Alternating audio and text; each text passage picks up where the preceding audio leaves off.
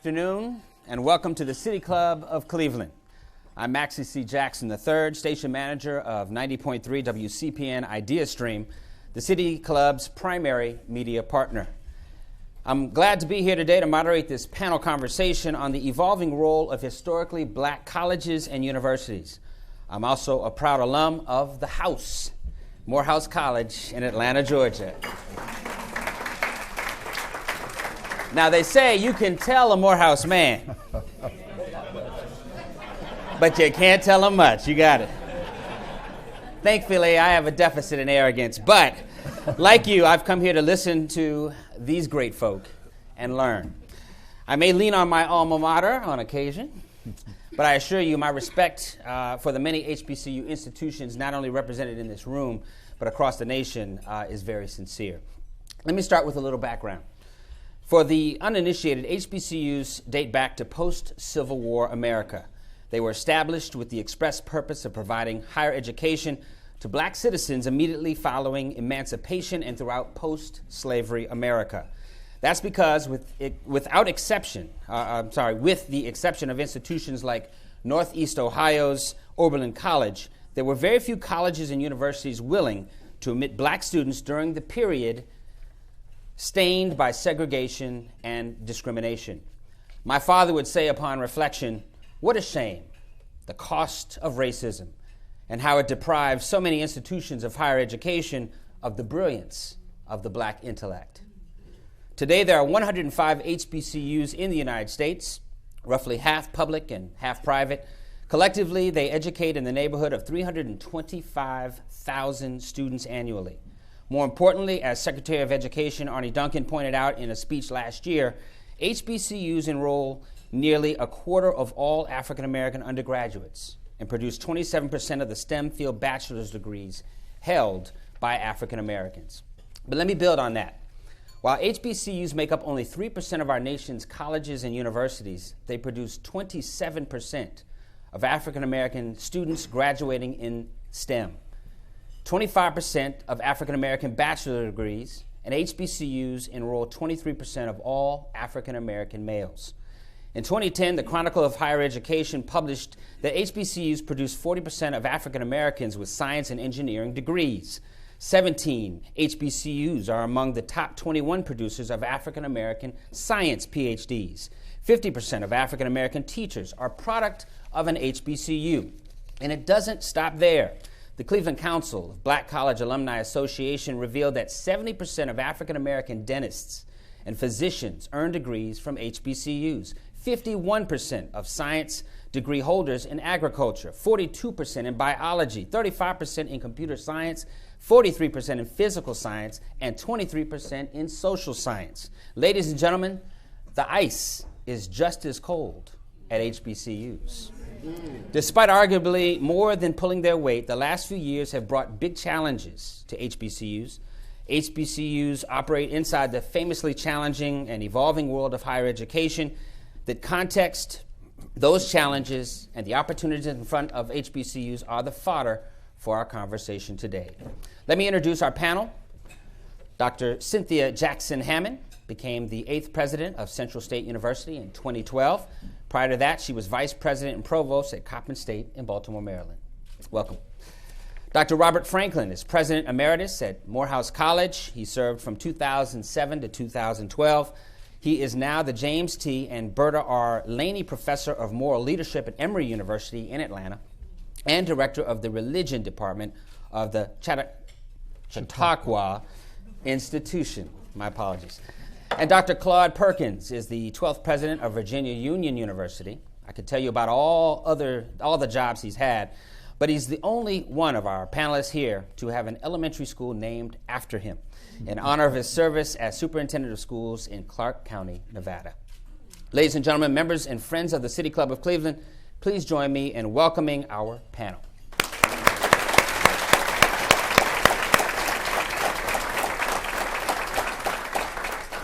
So let's begin. Dr. Cynthia Jackson-Hammond, I'm going to start with you. Okay. We want to ground this in a local, statewide, regional, if you will. Let's talk about the contributions of Ohio HBCU to the state and our nation. Well, thank you. I think it's important for us to begin to think about the state of Ohio as the mecca for contributions by HBCUs. Within a small radius, Wilberforce, Ohio, you have Central State University, you have Wilberforce University, and you have Payne Theological Seminary. 3 iconic institutions that for centuries have contributed significantly to the intelligentsia of not only the state of Ohio, but to the nation as well. Dr. Franklin, please share with us some of the pillars of African American intellect produced by HBCUs nationwide. Well, Maxie, first of all, let me express my appreciation for this panel, this important conversation at this time in American society where there are many people who are uninformed who are raising questions about the value of HBCUs. And so it's terrific to be on this panel with these 2 terrific colleagues. Your wonderful introduction, I think, notes important assets that HBCUs have contributed to America. These colleges and universities have made America better, and we ought to be able to leverage that into increased support as people come to know our stories and appreciate some of the pillars that you mentioned. So you mentioned an extraordinary number of statistics. I mean, disproportionate number of black executives, engineers, leaders in the STEM domain, attorneys, physicians, all products of HBCUs. If the schools didn't exist, and in the environment of racial discrimination earlier, those professionals would not exist. But America is better because they do exist. But let's also just call the roll on some of the names, the personalities that we all know that have transformed America and are products of our schools. So we could start with Martin Luther King Jr., Marion Wright Edelman, Leontine Price of Central State, and the list goes on and on of extraordinary African American wealth and talent that have contributed to America. And so again, I think that this is the foundation on which we have to talk about America's indebtedness to these institutions and why we need to be partners in going forward. Dr. Perkins, to carry that forward, what is the value proposition that you would state an HBCU represents? Well, I'm really glad you asked. I'm sure. I'm also delighted being here with you today, and I want to commend our Vice Chair of our board, Steve Bullock, for encouraging this program to come on. I would like to say that Virginia Union University, we're the oldest historically black college in the South. We were founded in 1865. We're celebrating 150 years of service to this nation. We have produced some of the most outstanding people in this nation. Of course, to name a few, L. Douglas Wilder, first elected governor since Reconstruction, the first black admiral of the United States Navy, 2 of the top scientists in Washington, D.C., Max Robinson, who led the movement to help free Mandela, and others. So we're grounded in social justice. We haven't changed for 150 years. We are institutions that are willing to do the heavy lifting. We're institutions that are not trying to prejudge persons before they have an opportunity to add value to themselves and their communities. We're an institution also that help our young people to understand that they have serious responsibilities to make this nation a better place. So I think that if you look at the value proposition, with us doing so much with so less, you would think that we'd be embraced, that we would be, people would come out of the walls to support all the work that's going on at Central State and Wilberforce, rather than looking at ways of looking at negative metrics, rather than looking at the mission. See, sometimes we get confused with metrics and mission. Well, our institution, for instance, we have 41% of our enrollment are African American males. Most institutions are afraid to do that. We embrace that at Virginia Union.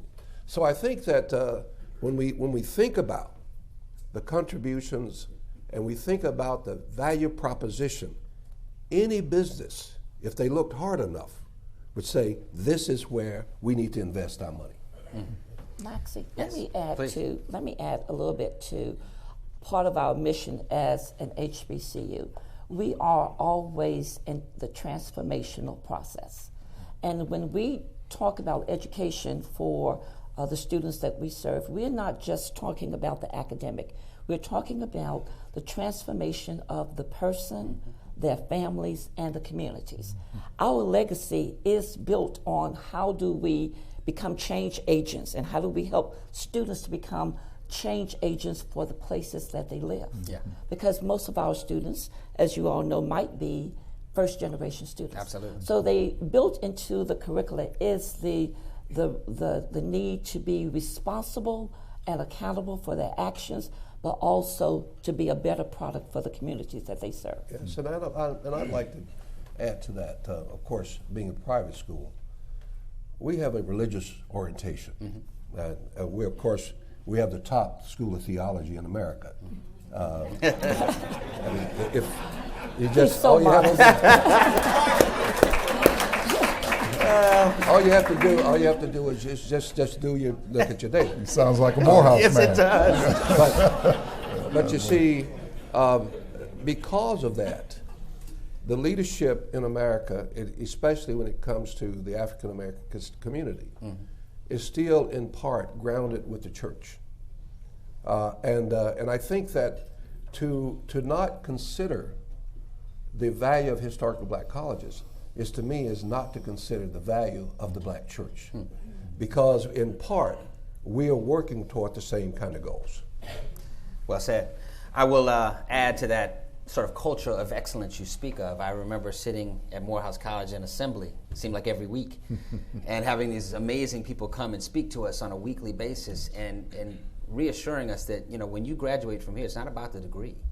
It's about the leadership role you're going to take as you step forward. So I'm a huge advocate of that notion. Dr. Franklin, I wanted to ask you to address some challenges that have been put forth.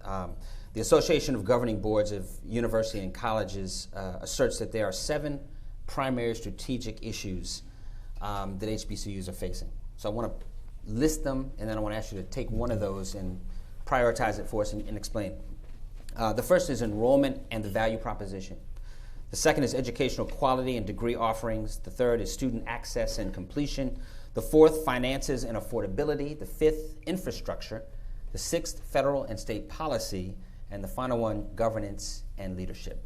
Again, prioritize one and give us your thoughts. I'd say issue number 4, affordability and financing education is an incredibly important priority at this time.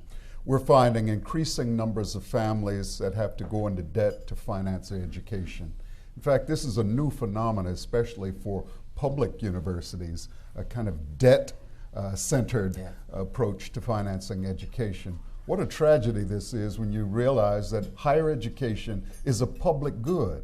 The public ought to contribute to it because the public benefits from the genius of these scientists and engineers and physicians, school teachers, ministers, and others. Why are these students going into debt? And then 4 out of 10, according to a recent report by the Demos think tank, 4 out of 10 African American students are dropping out because of debt, because they simply can't borrow anymore. Students are borrowing more and more, they're borrowing more often. And so we have to find ways to address this issue of affordability. And I think that some modest steps have been taken by the presidential administration and others to look at pathways to access and affordability, but not enough is being done. We bailed out banks and credit unions and other organizations during the worst of the economic recession. Why not the institutions that are focused on the cognitive and character development of our citizens and the next generation of leaders? So there's money in this nation. We are rich, we are prosperous, and we've generally been a generous nation.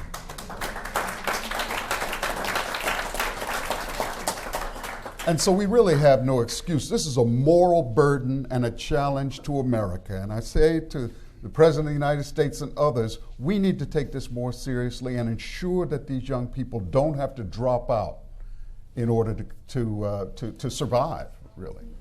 Well, let me I was going to just ask you. It just that's a very, very important pillar, a very important idea.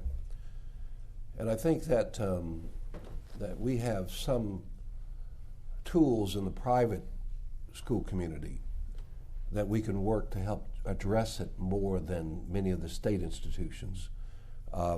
With the cutback in Pell, with cutback in state support, many of the state institutions are experiencing serious problems because they have no wiggle room. Whereas the private institutions at our schools, if our students are doing well, we're not going to let them fall. Mm-hmm. So whether we do discounts or whether we pay off their balances or what we do what we need to do to hold on to our students. But when we deal with situations that are undercutting that process, that's where we experience all around serious problems. And to that end, and I'm glad you mentioned the differences between private institutions and state institutions. State institutions are usually mandated by the state, their funding based on certain matrix. And some of those matrices are different than what many of you have experienced. Right now, funding in the state of Ohio for state institutions would be based on college completion and course completion and retention. Mm-hmm. So all three of those areas go hand in hand. But the funding prior to 2012 was based on enrollment, how many students you bring in to the institutions. So there was an opportunity to bring in and service large numbers of students. Mm-hmm. But now the funding is based on how many students, on outcomes, how many students are actually graduating. And that's not a measurement that we are opposed to, because we think it's viable. Students need to come in, do what they need to do, and move on to transform their communities.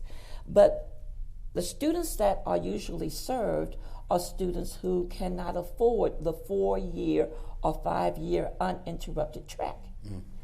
Most of the students now are drop in, drop out, because they are not only financing their education, but they're financing their family's well-being. Right. So money that comes from Pell Grant that goes toward living expenses usually are being sent home to families. Mm. So students come in, they have to step out to work, they have to support not only their families, but a lot of times their personal children or families or people who are depending on them. Yes. So then they come back. How does that affect us? It affects college completion rates. Right. So 6-year completion rates are very, very different for traditional HBCU students than it is for PWIs. Hmm. You said majority students are in that position? Across the nation, you have large number of populations of students who are not consistently going through a 4-year program. That's right. Or if they are going through a 4-year program, they are not at the position that they can take 4 course loads, anything above 15 credits, because they are trying to work part-time and go to school as well. Can I just add a footnote to these 2 important observations, and that is we cannot allow the African American affluent class off the hook. Mm. They can contribute more to our schools, and they generally have not been doing so.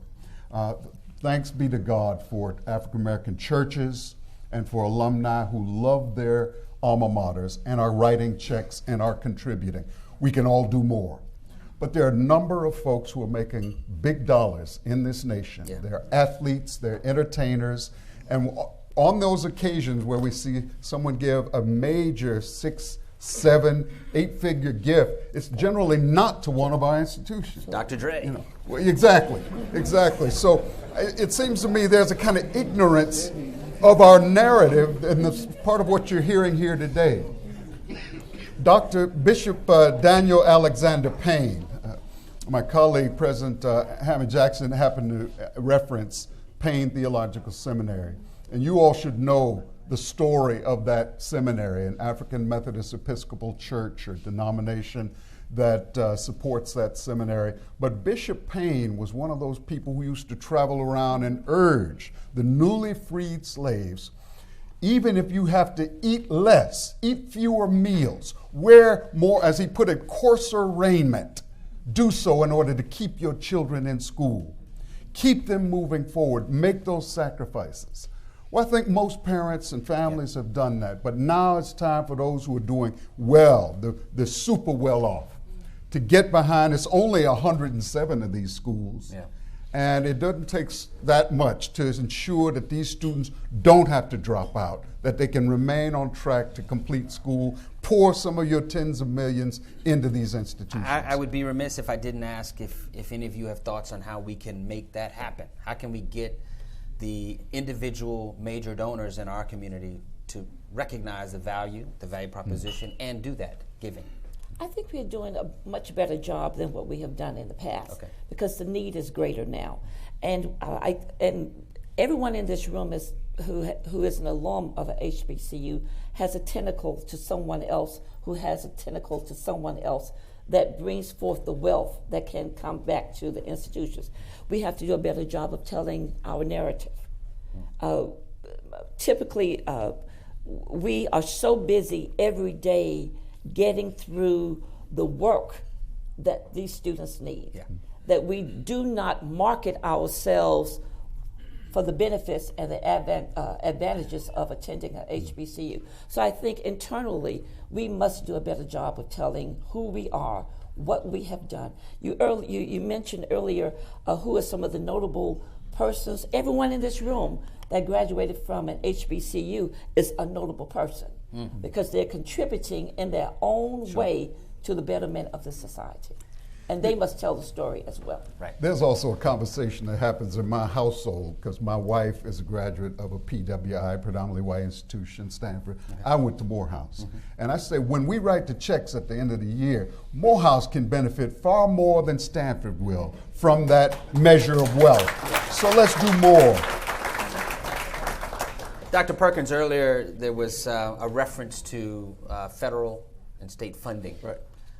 You've been very critical of the Obama administration for some of the things that have happened around parent loans. Yes, sir. Why don't you illuminate the room? Well, this is a matter that I, as well as many of the presidents of UNCF institutions, we've been battling the Obama administration for about 2 or 3 years. What happened was the Obama administration, without any pressure or concerns from anyone, changed the underwriting requirements for Parent Plus loans. Those underwriting requirements had to do with whether you engage in bankruptcy or whether foreclosure. And of course, the nation had gone through serious problems, and banks were bailed out, et cetera, and nobody lost anything. But when they changed the underwriting requirements, millions of dollars were lost. Many schools were impacted.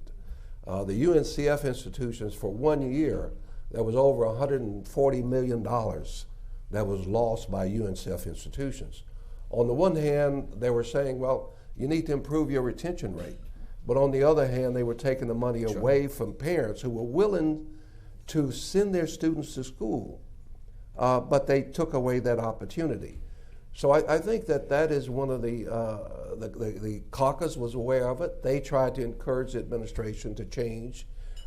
There were other pressure groups trying to encourage the administration to change. But there were over 17,000 students who had to drop out of the UNCF institutions as a result of that. So think about all of the other colleges that were affected by this particular situation. We were very dismayed, and I haven't seen any of this in the many years that I've been in higher education for such a debacle to happen that happened with that. Coupled with that was also, and we talk about students dropping in, dropping out, et cetera, is that there was a change in the parent, in the Pell Grants, where in the past, you used to be able to get summer Pell. Well, oftentimes, if students had to take some courses to take care of the opportunities to excel in other courses, they would get a little behind. Well, in order to graduate on time, summer enrollment was a good option. Well, summer Pell was cut out. So it was summer Pell being gone, and that was done again without any particular pressure from any place. That now will now prevent students from going forward. So we think that that kind of impact on us are severely affecting the students' ability to stay in school and to graduate from school. Now, what we have done at Virginia Union, we have increased our scholarships by 100%. So we give scholarships at Union without application. If you make the grade, we give you the money. And this past year, we gave over $5 million in scholarships to our students to hold on to those students. And a student with a 2.5, we give them an incentive grant that will say, okay, we care about you, but we want you to do better. So we've been able to generate the resources. Our alumni, our churches, our friends, they understand our story because we've been telling our story. But at the same time, the Obama administration has made it very difficult for many of our historically black colleges and colleges that's serving moderate to low income students. Of course, if Mr. Obama had graduated from an HBCU, he would have understood that. I don't doubt that. I don't doubt that. We're going to open up to questions in about 5 minutes. Before we do that, though, I do want to ask all three of you two more quick questions. I'm fond of saying I'm always looking for opportunity, not obstacle. So talk to me, Dr. Perkins. What are one of the big opportunities you feel that is present for HBCU right now? Pardon? Great opportunities present for HBCU at this moment in time. Well, I think that we are the institution that are willing to take care of many of the issues that are affecting American society. I recently looked at the report from an organization that look at Blacks 2015. Mm-hmm. And I even looked at Cleveland to see what is the salary disparity that exists in Cleveland between black and white Americans. It stated that blacks earn an average of 47 cents of each dollar that whites earn here in Cleveland. It's clear to me that's a solution to those disparities, the solution to poverty, the solution to access is education. So if we look at these different matrix, it goes back to what are the institutions that are willing and able to address these issues. So that's why I'm saying is that we need to be embraced because we are willing to do this work. This is what we've been doing for over nearly 200 years. We care about our community. So I think that is what we have to offer that other folk are not willing to accept the challenge. Dr. Hammond? One major opportunity is for every member of an alum who's a member of a HBCU to use their voice. Mm-hmm. Within the institutions, presidents and administration and faculty and staff and students can only move that agenda so far. The voices are heard from the many alums who will petition their state congressperson, who will write to Arnie Duncan, who will write to our federal legislators and talk about the value proposition of HBCUs. Mm-hmm. Everyone has benefited from that. Now it's time for us to partner very clearly with our alum base to say, use your voice. The second opportunity is for HBCUs to link very closely with K-12 institutions. If we don't begin that pipeline of conversation and working collectively about issues that not only affect the academics, but issues that impact the survival of our young men and young ladies as early as elementary school, then we cannot wait for these students to just drop down from heaven. There has to be a very, very open dialogue about how HBCUs and K-12 institutions can work to develop a pipeline of seamless transition that is not if you're going to go to college, it's when you're going to go to college. Sure. And that conversation has to begin as early as preschool. Start talking to our children now. What college do you want to go to? We have a wonderful institution here, the HBCU College Prep Institution here in Cleveland, that's doing just that, fostering the understanding of college attendance, talking with parents, working with Central State University to promote that kind of seamless transition into higher ed. Thank you. Dr. Franklin? Quickly, two opportunities. One, increasing diversity, ethnic, racial diversity within HBCUs. We see it happening already. Dr. Adriel Hilton has published a new book with several colleagues to focus on increasing diversity within black colleges. My colleagues are doing this. We're certainly doing it in Atlanta University. You're going to see more of that kind of diversity. During my time as president, we had a young Euro-American, a white American, was the valedictorian at Morehouse. Well, that made national, international news. We flew up to do the CBS TV program, the young valedictorian. Sure. And it was an extraordinary statement of other students outside the African American community see value in our schools and want to be a part of that. He wanted to be a part of the school tradition and strong culture that produced Martin Luther King. The second is global partnerships. 3 days ago, I was in South Korea. On the plane, I was putting my bags up, and I hear someone say, "Robert."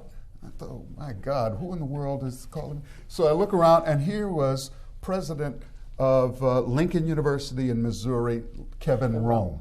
And Dr. Rome was there on the plane. I said, "Dr. Rome, what are you doing?" We had worked together at Morehouse. He said, "I'm headed to Seoul, South Korea, and to China because we're pursuing relationships with institutions there." There are millions and millions of Asian, African, South American students. Again, all of our schools are already doing increased global outreach. That's going to be a part of the opportunity for the 21st century. That's fantastic. We're going to go to questions in a second, but before we do, I just need a minute. I want to get this last question in before we go to questions. I could tell stories for days about my experience at Morehouse. My sisters who all went to HBCUs could do the same. I'm wondering if you could each share, real brief, some little story that gives a glimmer in your eye about your experience with HBCUs. You can start here. I'll start. When I was president, I used to popularize and talk about what I call the 5 wells of the Morehouse man. Every student on this campus needs to aspire to 5 wells, W-E-L-L. Be well-read, well-spoken, well-traveled, well-dressed, and well-balanced. And my students knew this.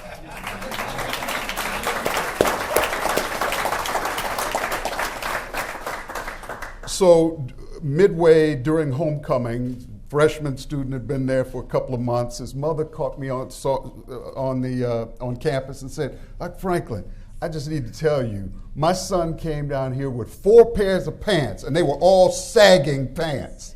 That's all he brought for his wardrobe. And you all have been talking to him for 2 months about being well-dressed, looking the part of a Morehouse man, look like you're a leader, so that people will trust you and want to give you the keys to the corner suite or the automobile.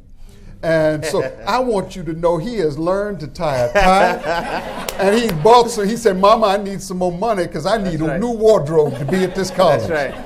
So that was just one of those little stories of what my colleague talks about, the transformation, the change in the lives of young people. And I'm so happy to see so many of those young people in the audience today. And I'm sure he had a pen as well. All Morehouse men have a pen.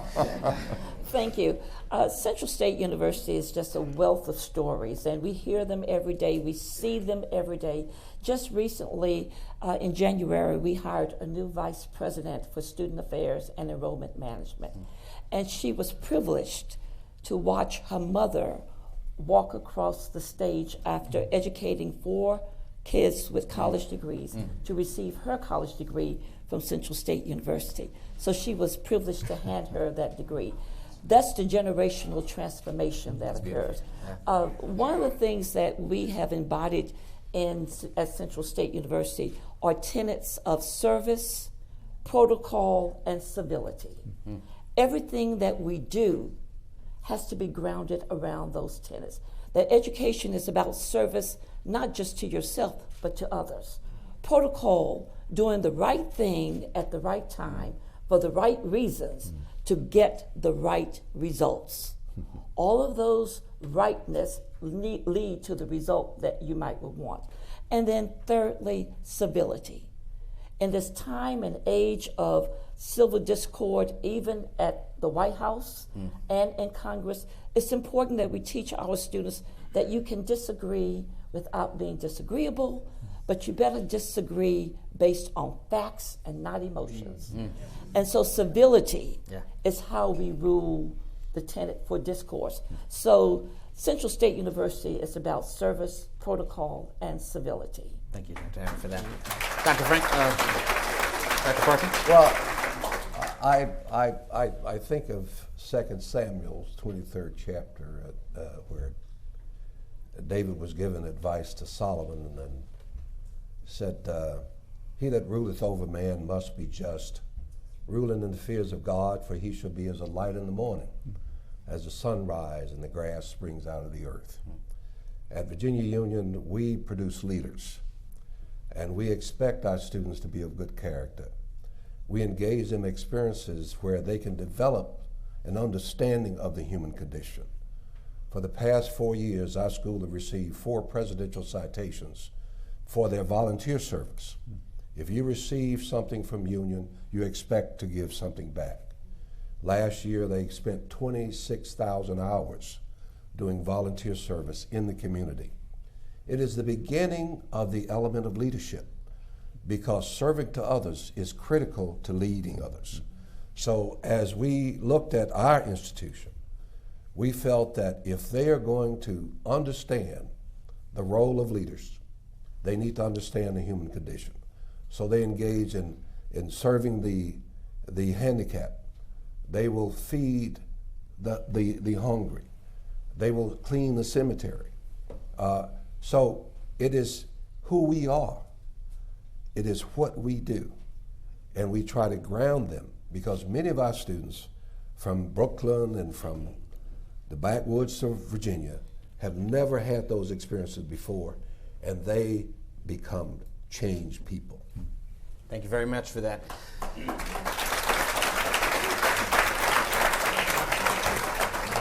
Dan Moulthrop's going to take over from here. Well, just for a minute. I was so sure that we were going to get stories of your own escapades as students in response to that last question. I'm a little disappointed. I'm Dan Moulthrop. Today at the City Club, we're enjoying a forum featuring a panel conversation on the future of historically black colleges and universities. Our panelists are Dr. Robert Michael Franklin, Jr., President Emeritus at Morehouse, Dr. Cynthia Jackson-Hammond, President, Central State University, and Dr. Claude Perkins, President of Virginia Union University. And our conversation is moderated very skillfully by WCPN station manager Maxie C. Jackson III. We encourage you to organize questions for our panel now, and ask that your questions be brief and to the point.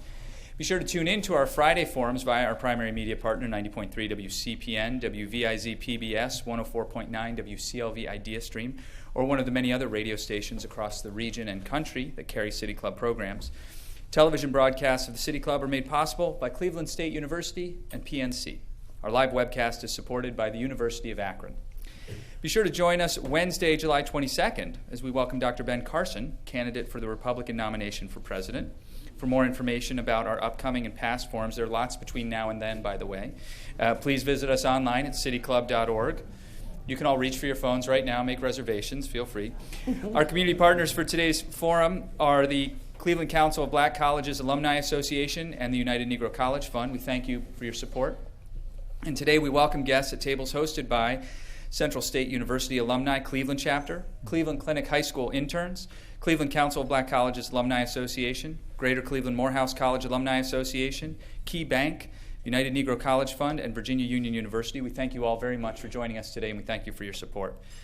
We also welcome students from Richmond Heights Secondary School today to our forum. Student participation is made possible by a generous gift from the Jeffrey David Epstein Memorial Fund. We thank you very much for your support. Now it's time for the traditional City Club Q&A. We welcome questions from everyone, including guests. Holding our microphones today are Associate Director of Advancement, Mike Cromaldi, and our Content Associate, Teddy Eisenberg. We have our first question, please.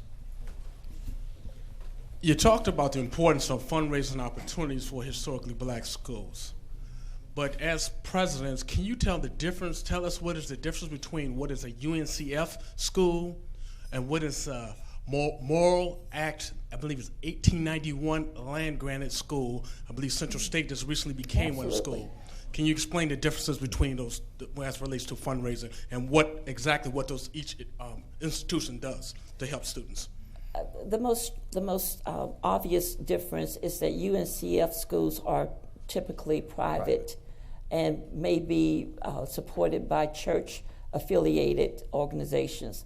HBCUs are state-supported, maybe I should say state-assisted institutions. They're not really supported. And there are two types of land grant institutions, those from 1860s and those from 1890s. The 1860s are usually PWI institutions. 1890s are HBCUs within the same state who were given the opportunity at some point to receive federal dollars to promote science, technology, engineering, mathematics, and agriculture. Now, becoming an 1890 is not an easy task. For Central State University, it took 125 years. Although the state approved the legislation 120 years ago, it was vetoed by then the President of the United States. So for about 128 years, maybe 125, but who's counting? It has taken us that long to receive reaffirmation. The state of Ohio submitted to their state legislation that Central State would become a 1890 land grant by state protocols in 2012. And so everyone said, hoorah, hoorah, hoorah. But that did not mean that it was approved by the federal legislation. The federal legislation came about in 2013 and 2014, and that allows us to receive federal funding to support science, technology, engineering, mathematics, and agriculture. Now, the second part to that is that in order to receive federal funding, you also have to receive matching state funding. Need I say more? I am happy to say that the state of Ohio has been very supportive in that process. It has not been committed yet, but there is positive conversation about state matching Central State's funding from the federal government. If the funding is not matched, then we lose the federal part. But we are optimistic because we are Central State University. Amen.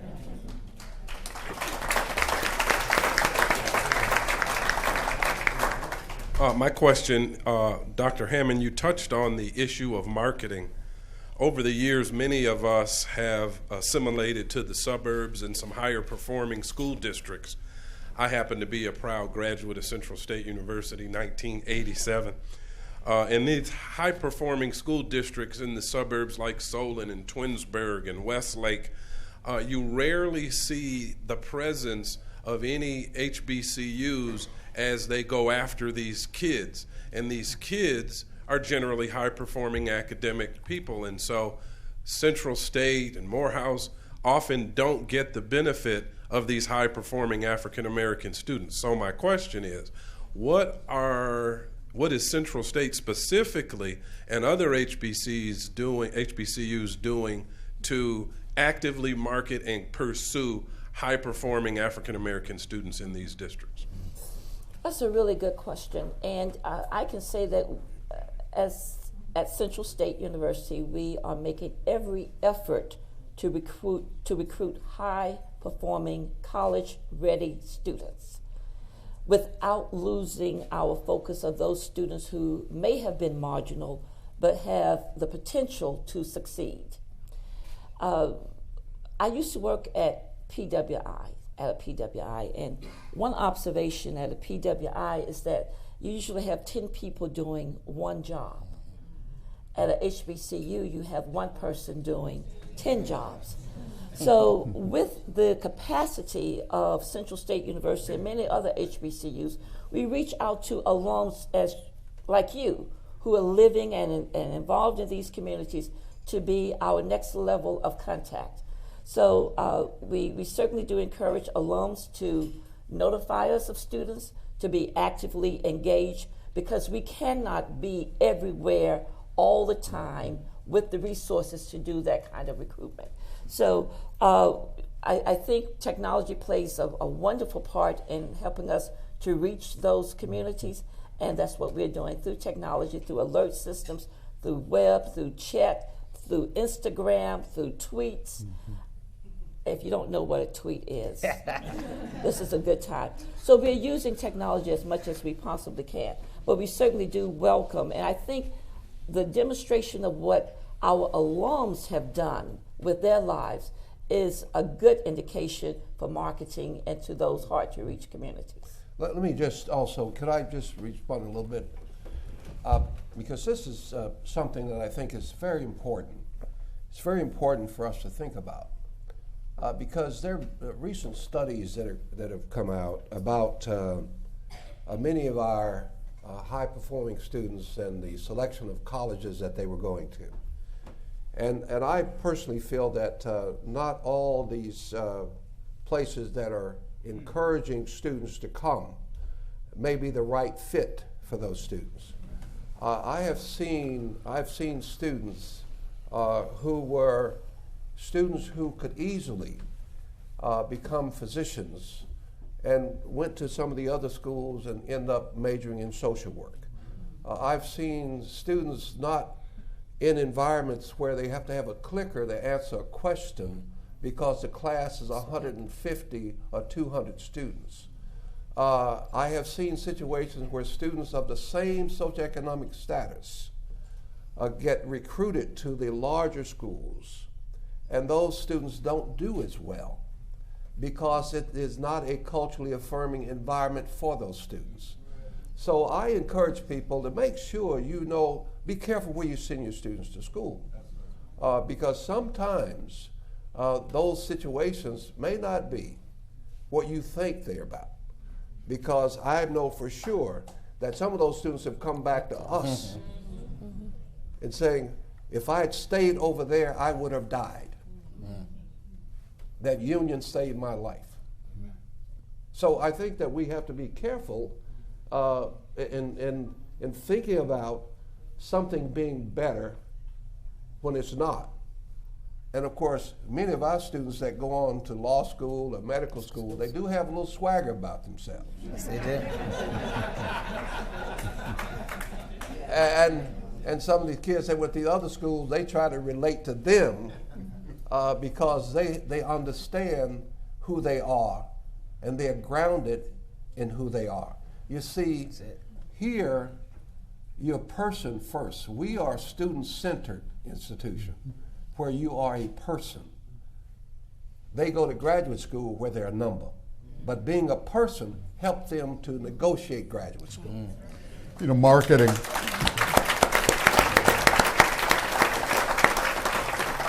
Briefly, marketing is about telling the story. My colleagues have spoken to how social media can be utilized, how alumni need to go into those high-performing elite schools and tell the story, because people need to see, again, the value proposition of how such a school can change your life. But let me just name an edge here, and that is the active discrimination and prejudice against HBCUs in many of the elite private academies and top-performing public schools.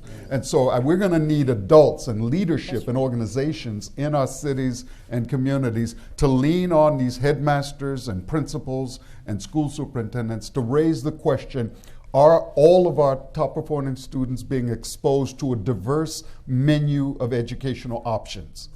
And if we don't do that, they will continue to get away with either ignoring us completely or placing us in that rather ambiguous category of a safe school. If you apply, you'll get in there. Wow. So don't even worry about that. And this is the way most of our 107 institutions are regarded. So we have to do more work in changing the culture, especially of these elite institutions. And the voices of the alums play such a critical part in telling that story. You are in these communities. We are where we are. So we have to be able to rely on you to reach out to those P-12 schools.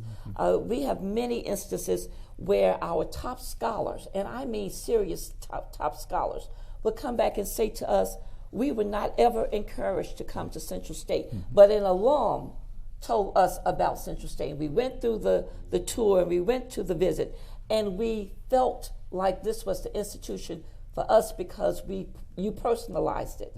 It was about us. And one of the things we always talk about is that we teach the people content. We don't teach content to the people. And the people are the most important thing at our institution, giving them that self-confidence that they know that wherever they go, that they will be successful.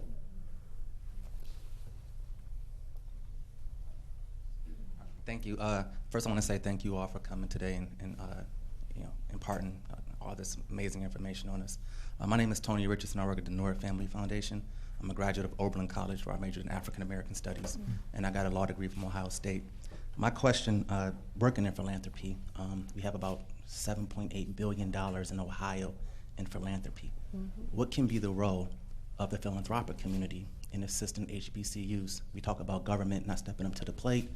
I know Dr. Jackson-Hammond talked about a match in order to keep some funds. Well, I think that the philanthropic community, you have the numbers, you have the metrics. We talked about the amazing rates in which you're educating African Americans, especially African American males. I think you have a compelling story, and I'll be interested to learn more about how you would frame a grant proposal to a foundation. Thank you. Thank you. Well, let me just say that capacity building for staff in fundraising, my colleague talks about how one person's doing 10 jobs. We have to get beyond that point so that we can have a person focused on corporate and foundation fundraising, and then another focused on alumni fundraising, and another focused in the state and public sector, and so on. Most schools, that is best practice and taken for granted, but many of our institutions have people covering too many bases to be effective. Foundations could help pay for staff for a 3-year period until those schools can bring them online on salary. Building the capacity of staffs, ensuring they get to go to the top training programs at Berkeley and Harvard and other places, and then funding matches. If a foundation is permitted to do so, that goes a long way to generating and incentivizing greater community giving and alumni giving. If the dollar I give you will be matched by 2 or 3 or 4, then that foundation has done a tremendous job for that school. Well, I would like to say that Virginia Union is a Baptist school. And dealing with Baptists is like herding cats. All right, watch it. Because we have no bishop, we have no superintendent, we have, it's a very independent, loosely knit organization. But Union kind of being the mother of the Baptist ministers, we try to encourage our churches to be more supportive of what we do. And that requires a constant contact, constant nurturing. And it's a little bit more challenging than dealing with the CME or the AME. You see. Baptists believe in love offerings, though, right? so we have to leverage that a little better. It's a whole lot of love in the room, you know?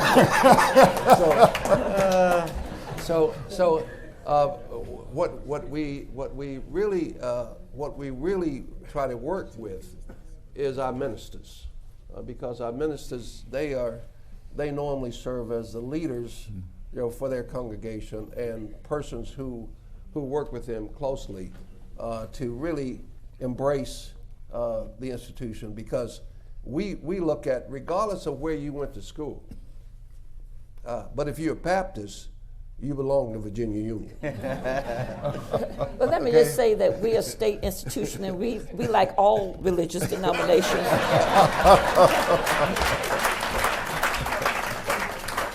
and we'll accept the monetary denominations from any group. Morehouse is also very ecumenical and interfaith. How you doing? My name is Cody Williams. I'm a sophomore at Richmond Heights High School, and my question is: seeing that that a student is attending Morehouse College, and it's one of the colleges in Atlanta, in the Atlanta University Center, how does a student at Morehouse interact or even attend classes with any of the other colleges? Well, that's a simple one, and I think my successor, Dr. Wilson, who's president now, would be happy to say that cross-registration among the institutions in the Atlanta University Center is possible and encouraged. I certainly took classes at Clark, then Clark College, and then Morris Brown College. I don't know, Maxie, if you had experience along those lines? I did. Half of my classes were at Clark. I was a communications major. I married a woman from Clark. So I certainly was over there. Studying, of course.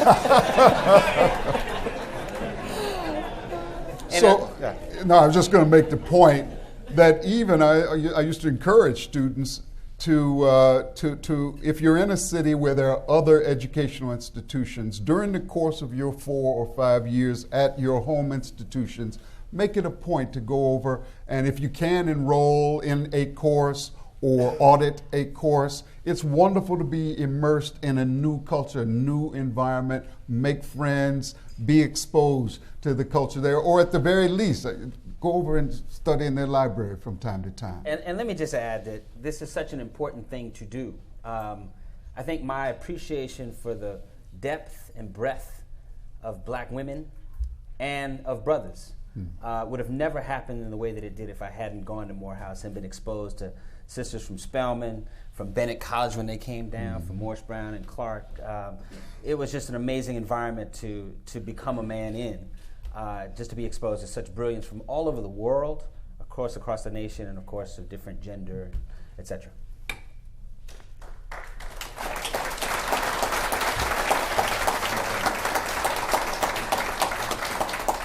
I didn't intend to have the last word, but I'll close things like this. Today at the City Club, we have been enjoying a panel discussion on the future of historically black colleges and universities.